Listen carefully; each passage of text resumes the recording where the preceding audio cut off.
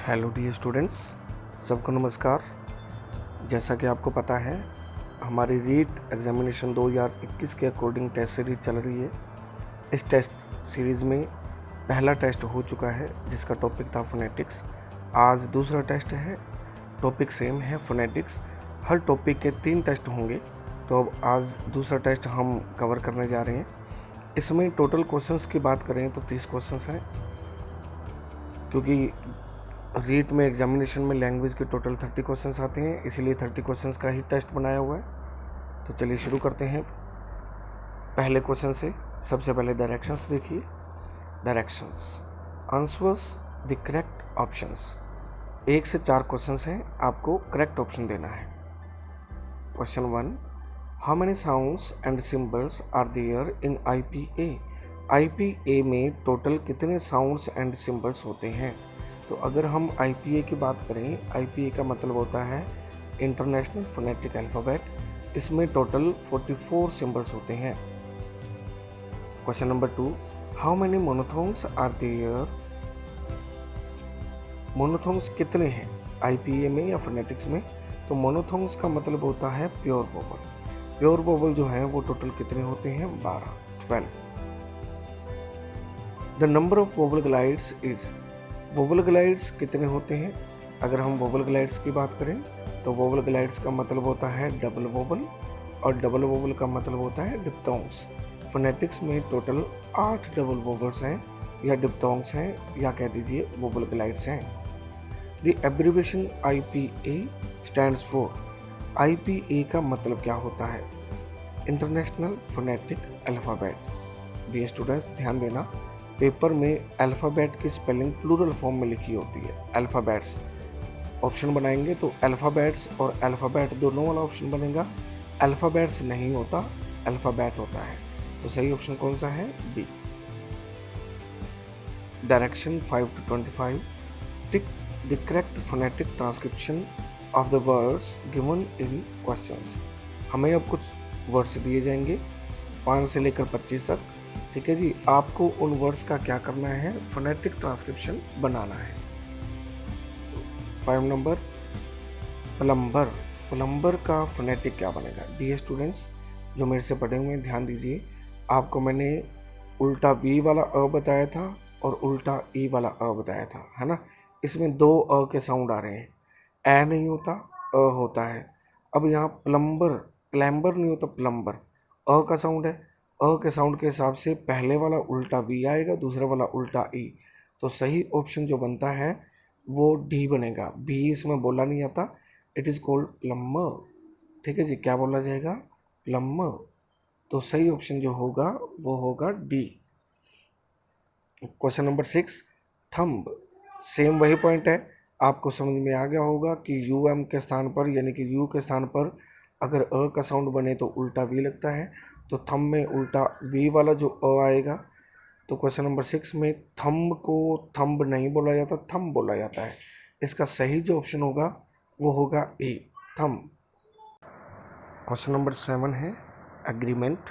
आप थोड़ा सा ध्यान दीजिए, एग्रीमेंट नहीं है, एग्रीमेंट होता है। ठीक है जी, किसी भी स्पेलिंग के लास्ट में अगर मेंट लिखा हो तो उसे मंट बोला जाएगा। आप इन चारों वर्ड्स को देखिए, मंट दिया हुआ है, तो इसका मतलब इनमें तो कोई प्रॉब्लम नहीं है। अब एग्री होता है या एग्री होता है, तो इसमें अगर अपने सही देखें तो अग्री बोला जाता है, अग्री। ए ऑप्शन आएगा इसमें, अग्रीमेंट, अग्रीमेंट। क्लियर है ऑप्शन? क्वेश्चन नंबर 8, थोड़ा सा यहाँ पर एक डाउट क्रिएट हो गया है। बी और डी वाली जो स्पेलिंग है वो सेम है, इसलिए सॉरी, बी और सी वाली है ना, तो सी ऑप्शन को एक बार अपने क्रॉस मान लेते हैं।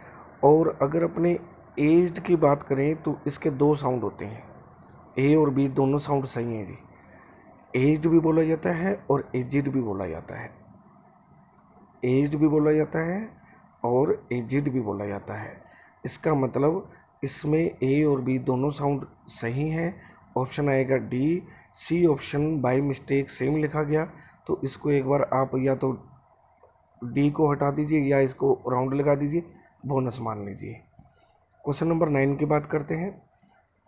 आफ्टर देखो मैंने आपको बताया हुआ है आर से पहले वोवल हो तो आर का यूज़ नहीं होता, आर से पहले वोवल दिया हो तो आर का यूज़ नहीं होता।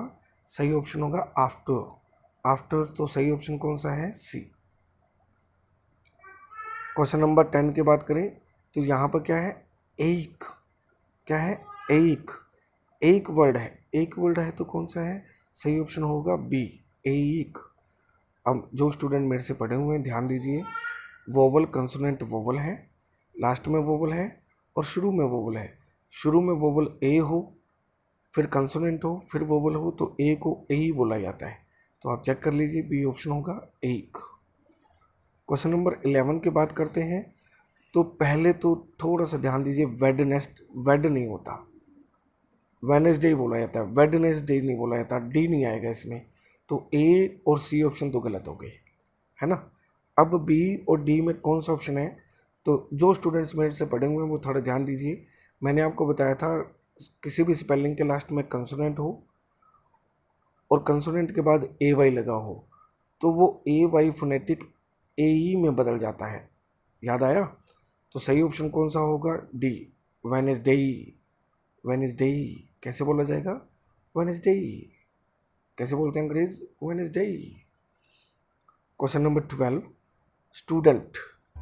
अब डी स्टूडेंट्स जो मेरे से पढ़े हुए हैं वो थोड़ा सा ध्यान दीजिए, मैंने आपको वोवल कंसोनेंट वोवल वाला सिस्टम सिखाया हुआ है। अब देखिए इसमें वोवल कंसोनेंट वोवल वाली कंडीशन है, student you, D consonant, E vowel, आगे ना।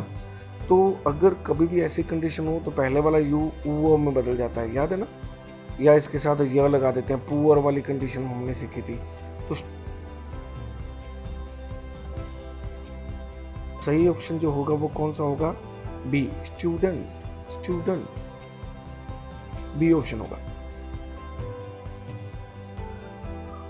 क्वेश्चन नंबर 13 देखिए, ये ध्यान दीजिए, मैंने आपको पहले करवाया भी हुआ है, क्लर्क नहीं होता, it is called clerk. Clerk नहीं बोलते, क्लार्क बोलते हैं। हिंदी में क्लर्क बोल देते हैं, हिंदी या ये कह दीजिए जो अपने मुस्लिम लैंग्वेज है उसमें क्लर्क प्रोनाउंसिएशन कर दिया जाता है, लेकिन इंग्लिश का जो एग्जैक्ट प्रोनाउंसिएशन है दैट इज़ क्लार्क।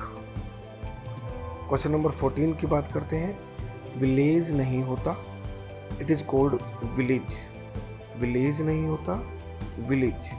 तो सही ऑप्शन जो होगा वो होगा बी, विलेज। क्वेश्चन नंबर 15 की बात करते हैं, अगर हम क्वेश्चन नंबर 15 देखें तो आप इस वर्ड्स को देखिए, मैनेज बोलते हैं, लेकिन एक्चुअली में इंग्लिश में सही प्रोनाउंसिएशन की बात करें तो ये मैनेज नहीं होता, it is called manage, manage बोला जाता है, इज, एज को इज बोला जाएगा। तो अगर हम स्पेलिंग के अकॉर्डिंग देखें तो मैनेज के अकॉर्डिंग ए और सी ऑप्शन बनते हैं।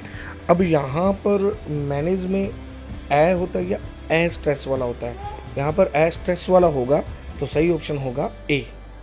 क्वेश्चन नंबर 16 की बात करें तो मार्केट नहीं होता, इट इज़ मार्केट। और आपको पता है आर से पहले अगर वोवल हो तो आर को बोला नहीं जाता, तो मार्केट बोला जाएगा, मार्केट।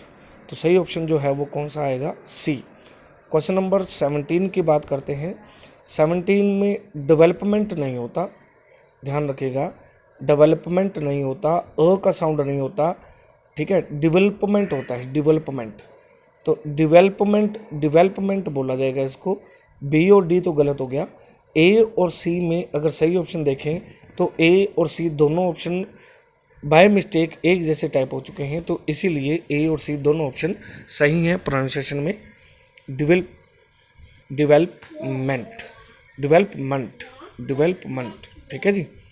नेक्स्ट, एडजस्ट की बात करें तो एडजस्ट को हम सही प्रोनाउंसिएशन करें तो अ होता है, ए नहीं होता, एडजस्ट। एडजस्ट की बात करें तो सही जो ऑप्शन होगा वो होगा सी, एडजस्ट।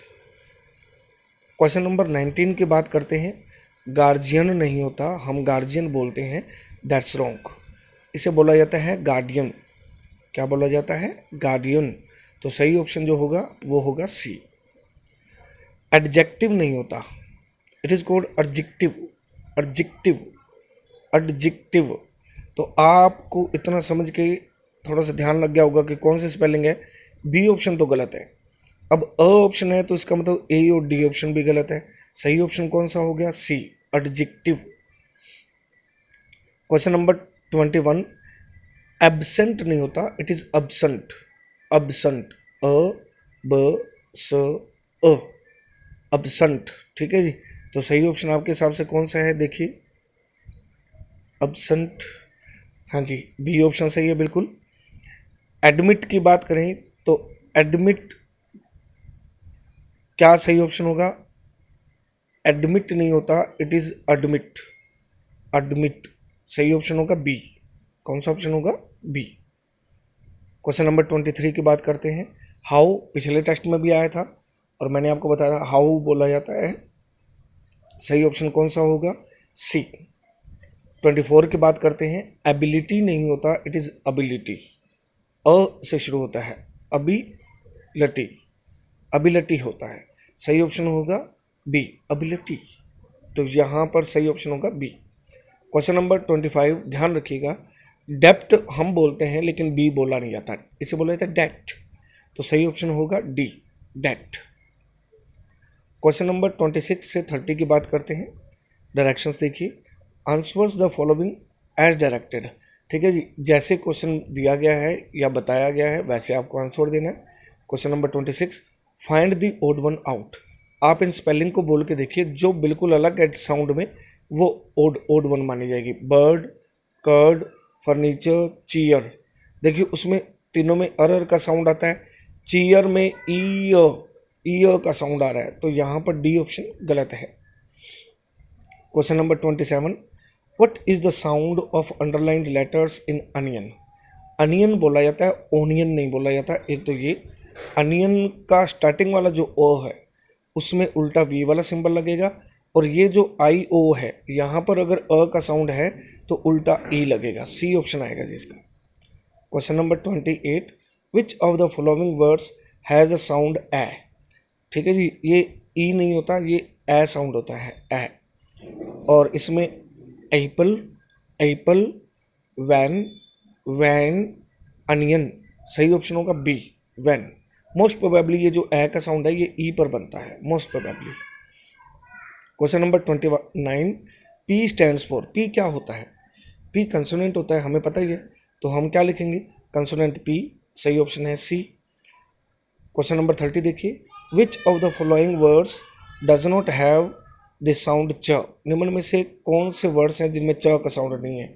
Furniture, cheap,